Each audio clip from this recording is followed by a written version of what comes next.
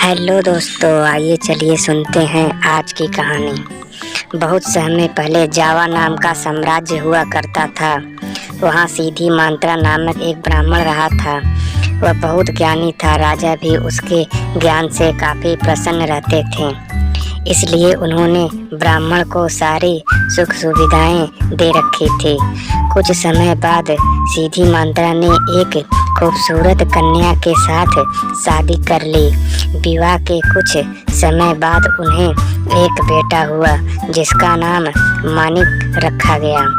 सीधी मांत्रा का बेटा मानिक जैसे जैसे बड़ा होता गया, उसकी भी बुद्धि अपने पिता के जैसे बढ़ती चली गई।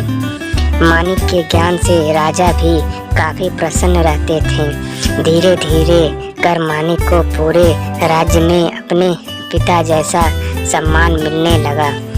इतनी अच्छाइयाँ होने के साथ साथ मानिक की एक बुरी आदत थी। वह दिन रात जुआ खेलता था। इस खेल में वह ऊंची बोली लगाने के बावजूद भी हार जाता था। धीरे धीरे करके उसने अपने माता पिता की सारी संपत्ति जुए में बर्बाद कर दी। यही नहीं, इस खेल के चलते उसने कई गांव वालों से भी उधार लेना शुरू कर दिया। यह सब देख उसके माता पिता काफ़ी दुखी रहते थे। लाख कोशिशों के बावजूद भी वे अपने बेटे के इस गंदी आदत को नहीं छुड़ा पाए। एक दिन गांव के लोगों ने मानिक से अपने उधार चुकाने के लिए कहा। मानिक तुरंत अपने पिता के पास पहुंचा और कहा, पिताजी मेरी मदद कीजिए। आप तो इतने ज्ञानी हैं कि कृपया कर मुझे कुछ रास्ता बताइए। सीधी मांत्रा से अपने बेटे का यह दुख देखा नहीं जा रहा था। वह अपने पुत्र को दुखी देख बहुत व्याकुल हो रहे थे।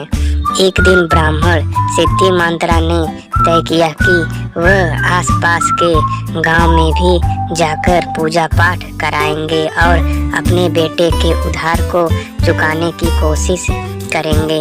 हालांकि सिद्धि मांत्रा के मन में यह चिंता हमेशा रहती थी कि पूजा पाठ करके बेटे के उधार के सारे पैसे उतार पाना मुनासिब नहीं है।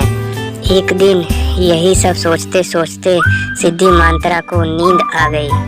तभी उन्होंने सपना देखा कि पूर्व दिशा की ओर एक ज्वालामुखी पर्वत है, जिसमें एक बड़ा सा खजाना छिपा हुआ है। इसकी देखभाल नागा बेसुकी नाम का एक आदमी करता था। उस सपने में उसे यह पता चला कि उसे नागा बेसुकी से मदद मांगनी चाहिए। जब सिद्धि मांत्रा की नींद खुली तो वह काफ़ी चकित हुआ। उसने तुरंत सारी बातें अपनी पत्नी को बताई। सिद्धि मांत्रा की बात सुनकर उसकी पत्नी ने कहा कि एक बार हमें इस बारे में पता करना चाहिए, शायद हमें सच में मदद मिल जाए। उसने कहा, चलिए हम दोनों साथ चलते हैं। आखिरकार हमारे लाड प्यार ने मानिक को बिगाड़ा है। सिद्धि मांत्रा अपनी पत्नी की बात से राजी हो गया और अगली सुबह दोनों उस पर्वत की ओर जाने के लिए निकल पड़े। ज्वालामुखी पर्वत की ओर जाते समय सिद्धि मांत्रा और उसकी पत्नी दोनों को कई तरह के कष्ट झेलने पड़े, लेकिन उन्होंने सभी तकलीफों को सहन किया और अंत में उस पर्वत के पास पहुँचे। वहाँ पहुँचकर ब्राह्मण ने मंत्र पढ़ते हुए घंटी बजानी शुरू कर दी। तभी वहाँ नागा बेसुकी नामक व्यक्ति उपस्थित हुआ। सिद्धि मांत्रा और उसकी पत्नी ने झुककर नागा बेसुकी को प्रणाम किया और अपनी परेशानी बताई। नागा बेसुकी शांत होकर उनकी बातें सुन रहा था। उसे पता था कि ब्राह्मण सिद्धि मांत्रा बहुत ज्ञानी और भगवान के बहुत बड़े भक्त हैं। वह अपने पुत्र के कारण काफ़ी कष्ट में है, इसलिए नागा बेसुकी ने उनकी मदद के लिए अपने शरीर का एक हिस्सा झाड़ा, जिससे ढेर सारा धन, जेवर और सिक्के की बरसात होने लगी। इसके बाद नागा बेसुकी ने सिद्धि मंत्रा से कहा, हे ब्राह्मण, आप अपनी ज़रूरत के हिसाब से धन ले जाएं। इतना कहकर नागा बेसुकी वहाँ से गायब हो गए। इसके बाद सिद्धि मंत्रा और उसकी पत्नी ने अपनी ज़रूरत के हिसाब से धन बटोरा और नागा बेसुकी को धन्यवाद कहकर वहाँ से चले गए। इधर अपने घर पर माता पिता को न पाकर मानिक बहुत चिंतित हो रहा था। दरअसल आधी रात को कभी भी उसके माता पिता घर से बाहर नहीं जाते थे।